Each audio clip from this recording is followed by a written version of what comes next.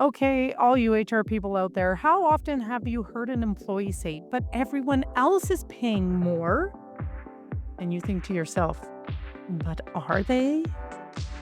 That's what we're talking about today, salary benchmarking. And here we are on the HR Hub podcast with me, Andrea Adams. Keep listening to learn about this and all kinds of things related to HR. You can also find me on YouTube. And today my guest is again Carolyn Kildare. Carolyn is the owner of a compensation consultancy called Cadence. She worked for Mercer as a senior consultant for years. She's a vice chair of a local total rewards association called the Calgary Total Rewards Network. She's eminently qualified, as I said before, to have this conversation with us. Hi, Carolyn. How are you? Hi, Andrea. Great to be here. Thank you. Yes. Yes. Well, thank you. I think most of us in HR know what salary benchmarking is, but okay, to get us all off on that even footing, what is salary benchmarking?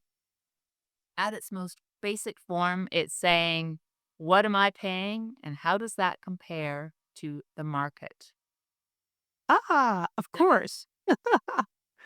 I already just dying to ask, like, how do you pick your benchmarks? But not yet, not yet.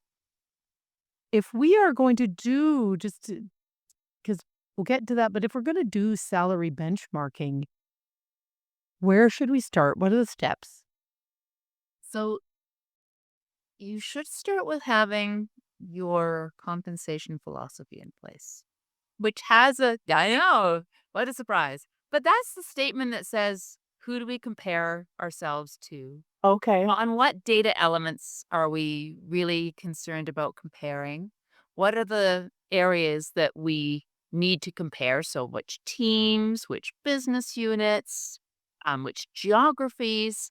Um, really making sure that you have a clear statement of what is that definition of the market. Because it's one thing to say we're going to compare ourselves to the market. Well, who is the market? Who is Yes. it that you want to compare to? On what basis?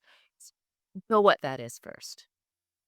Second thing that you need to do with salary benchmarking is to get your data together. Get your data in order. It's amazing how sometimes it can be challenging to ensure that you are bringing all of your data points into a clean and tidy format. So, for example, if you have part-time employees, decide in advance if you're going to include them in your benchmarking or are you going to turn them into FTEs through an annualization process. Does that annualization include bonus? But any other kind of incentives you might receive. So you need to make sure that you have clean data, and that also includes job descriptions or documentation around what your jobs are all about.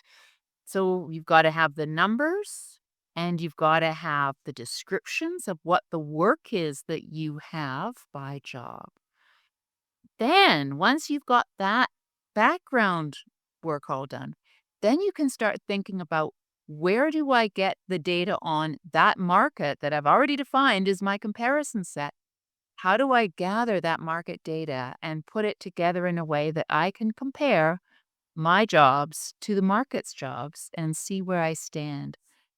I want to ask about, and I have questions almost about all of it, but I think a common question will be, what surveys should I use? And I have clients that they want this work done, but then discover how expensive some of the good surveys are, and and then it's a backtrack. What do you suggest?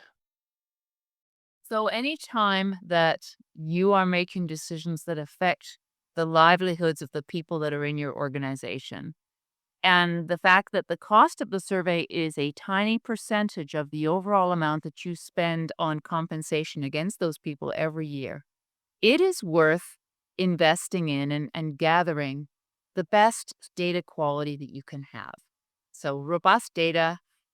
And often, one of the things that I'm particularly concerned about when I'm looking at different sources is making sure that the companies that are part of that survey source, wherever you happen to get it from, that the companies that are in there are companies that you know and you recognize, and you would say, "Oh yeah, those I've lost." I've lost some employees to those people, or, oh, I've hired from those companies before, or, oh, they're in kind of the same business, but they are a reasonable reference group that you can feel comfortable with that. And I also have a belief that a good source will make it clear where they got that data from. So many of the major surveys will have a list of the participants that underlie the data. So when you're thinking about the credibility of, going out and sharing the results with the people in the organization afterwards, knowing where that data came from, who contributed to it, what makes it up, is actually a really important credibility point.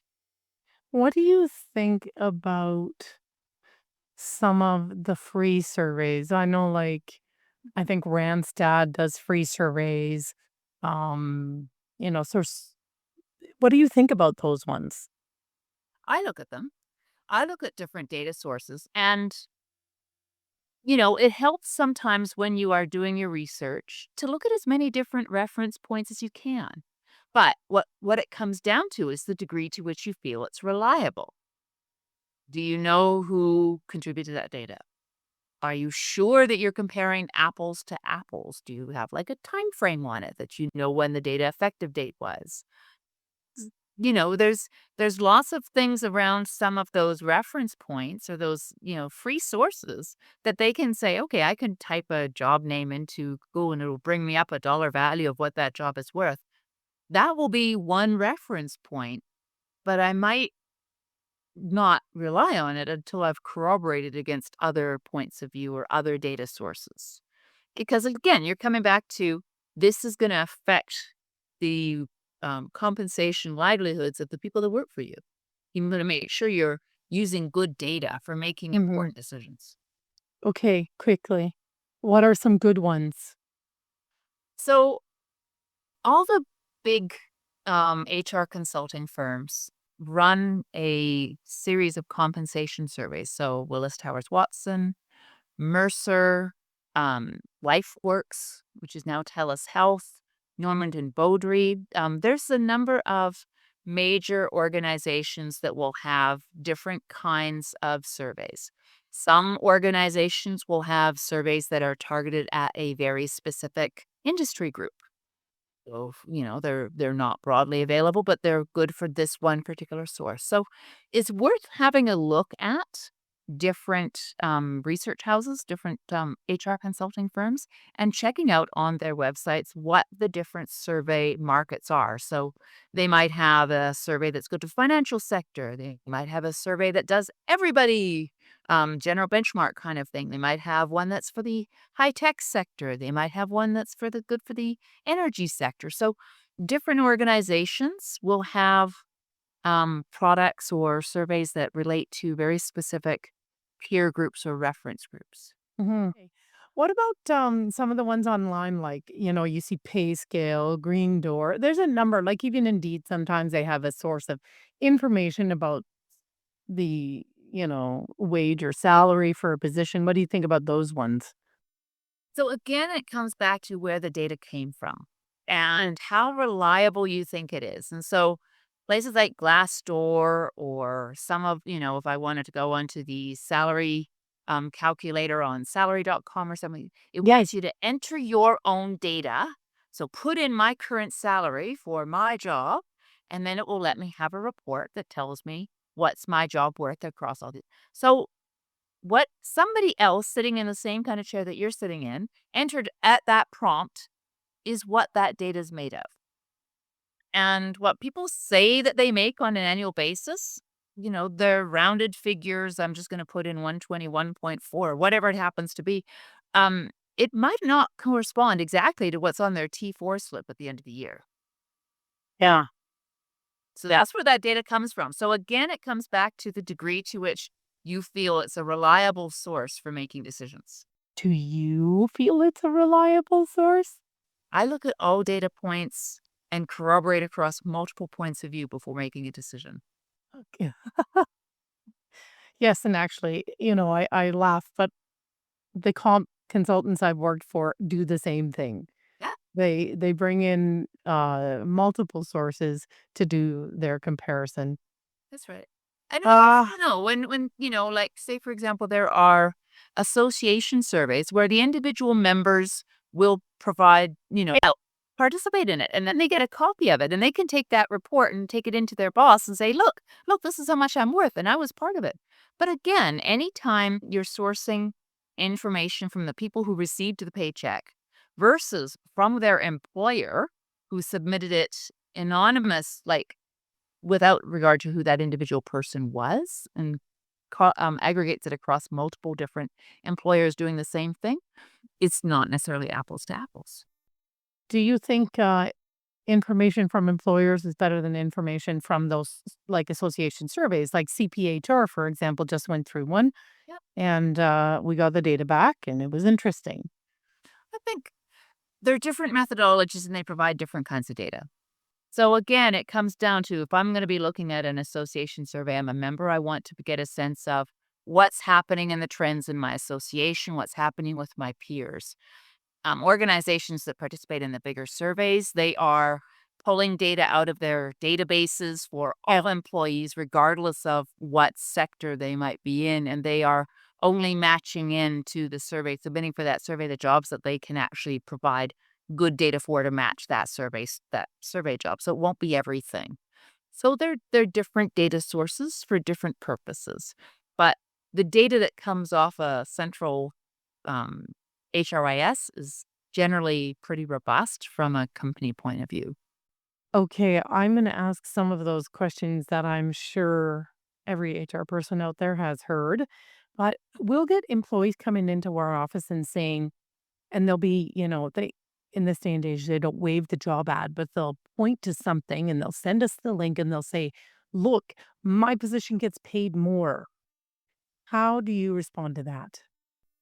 It happens all the time. All the time. All the time. And what it really comes down to is, again, are we talking about apples to apples comparisons with credible sources of data? Um, usually the person who's managing HR inside the company and has participated in these surveys has the survey data. They know the companies that contributed the survey data. They have looked at the details.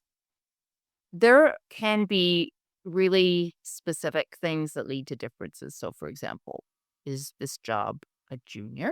Is it a senior? Is it the same level? Does this pay that I'm saying I get less than, or I get, I should be getting more? What about bonuses? What about allowances? What about any other kinds of secondary payments that might be received? There's not. It's again being really comfortable that you are looking at exactly comparable information. There is an art to doing what we call job matching for those surveys, right? Look at my internal job description, understand what is the purpose of this job, read the 2 or 3 sentences in the compensation survey and say, how well does the 2 or 3 sentence description capture the essence of what my job is about to be tries to do? Okay, it captures the spirit of it. That's a good match. It's never going to be the same exactly, but it's the purpose or the reason for being and gathering that data versus a title. Titles are misleading. If I'm trying to say I want to compare titles, I can't be sure that the organization's process for coming up with titles and levels and is a coordinator the same as an analyst? Is that the same as an administrator?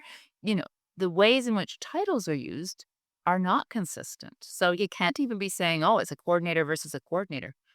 They're, we don't know that they're the same. Yeah. Or a manager. Without having gone through that process of job matching with something that's really firmly written down to make sure that those are apples to apples, it's very hard to be sure that that difference that somebody is absolutely convinced. Well, let's boil it down. Let's really see if this is actually the truth. But have you faced that where that employee came in and said, well, look, Joe Blow doing the same job at this other company gets paid, 25% more than me or whatever. And how did you diffuse that?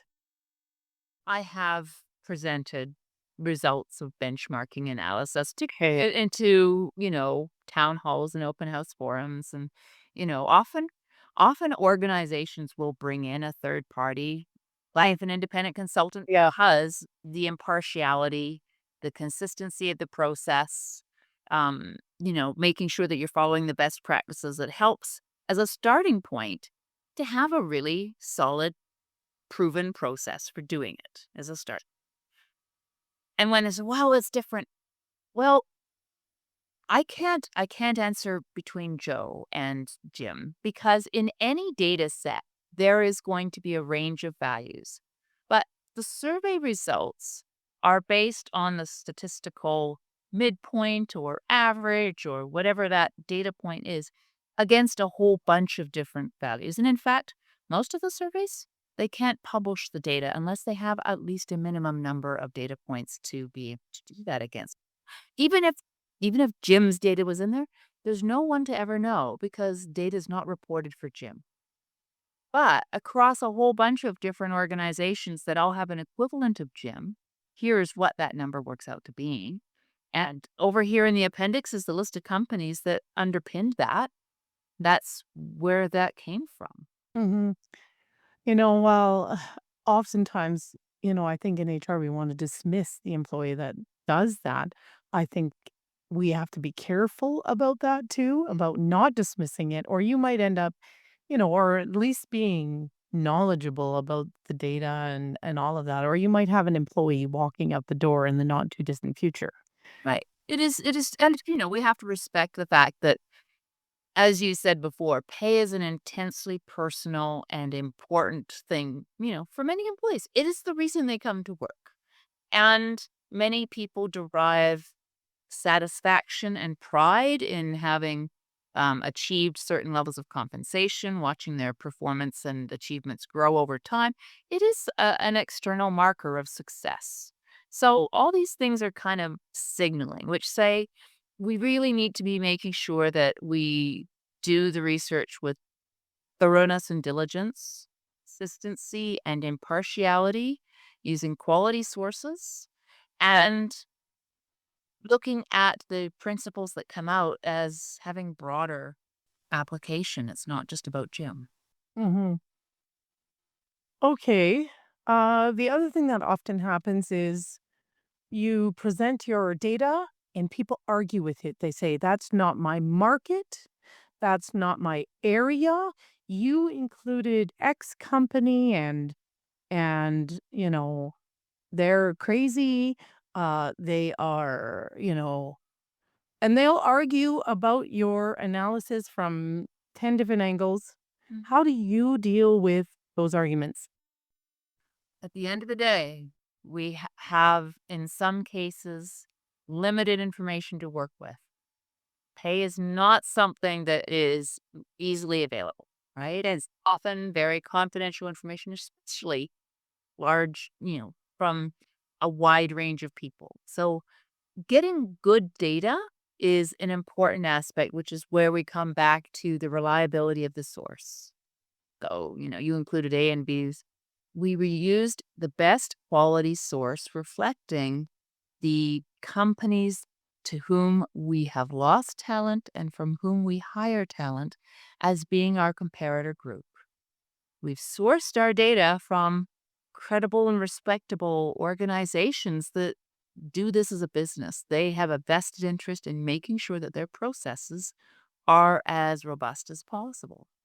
And there are always going to be, situations where an individual case doesn't line up to the aggregated statistics. That is how aggregated statistics are. You s- the- you can't find exactly one data point that's going to be exactly the same as an aggregated statistic. The price of milk in my local store is not the same as the price of milk in the store down the road.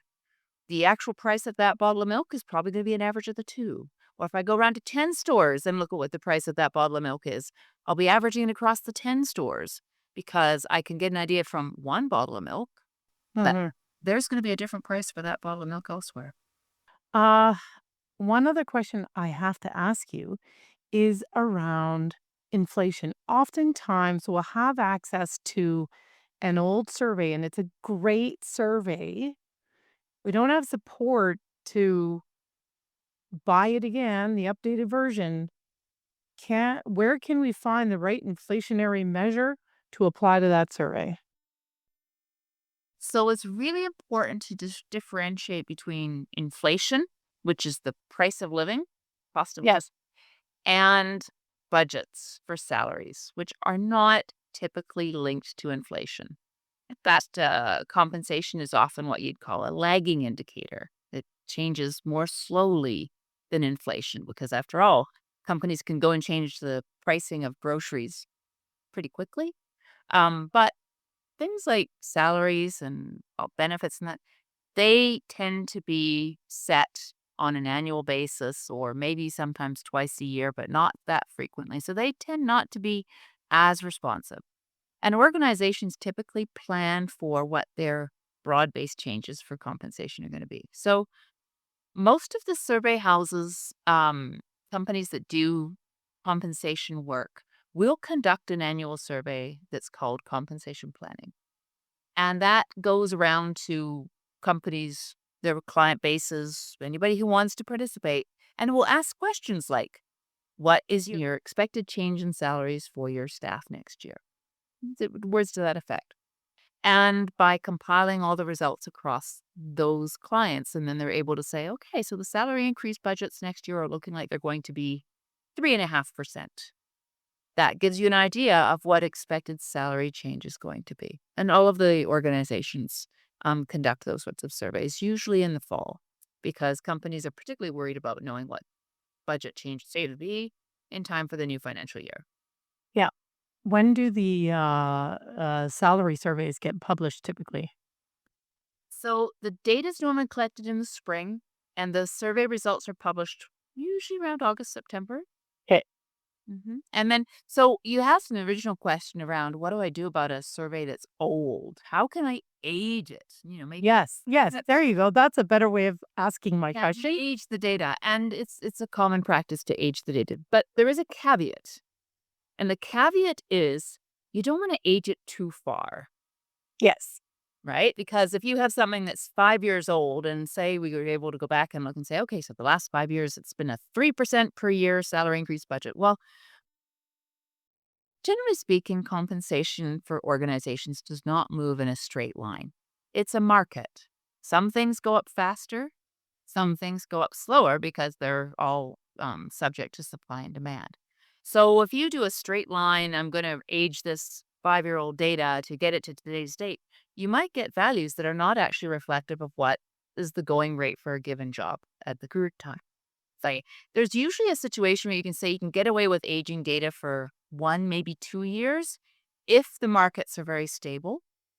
But even if the markets have been moving a lot or you're in a very dynamic industry sector where there is a lot of movement, if you try to age your data by more than a couple of years, you're going to find that you are out of line with the market. So it's something to approach with some degree of caution, just because you've got to be looking at it and saying supply and demand is what's determining the value of wages these days. Okay. If someone wants to learn more about salary benchmarking, what do you suggest? I would spend a few minutes to go online with companies like Willis Towers Watson, Mercer, TELUS Health, those sorts. Sign up for their mailing lists. They all produce white papers. They have free surveys that they do, compensation planning, for example, that says, what's your budget next year? A very popular, very helpful kind of information. They often will have events that you can attend for free and outside. So if you want to know more about how this works, those organizations all have lots of information readily available on their websites to read through.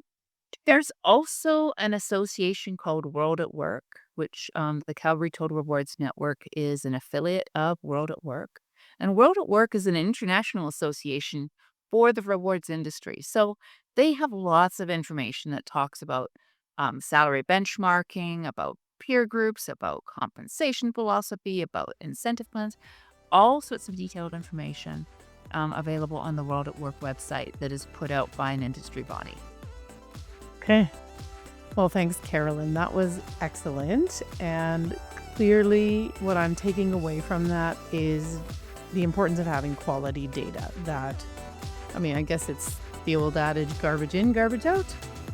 Uh, Carolyn and I did a different episode on compensation philosophy, which actually I mentioned earlier on, and the link to that is here. Thanks for watching out there. We'll see you next time.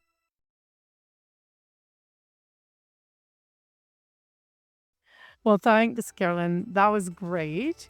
Clear message I have received is quality data. I got it. We have reached the end of this episode, though. Thanks for listening out there, and we will catch you next time when I talk with another insightful guest.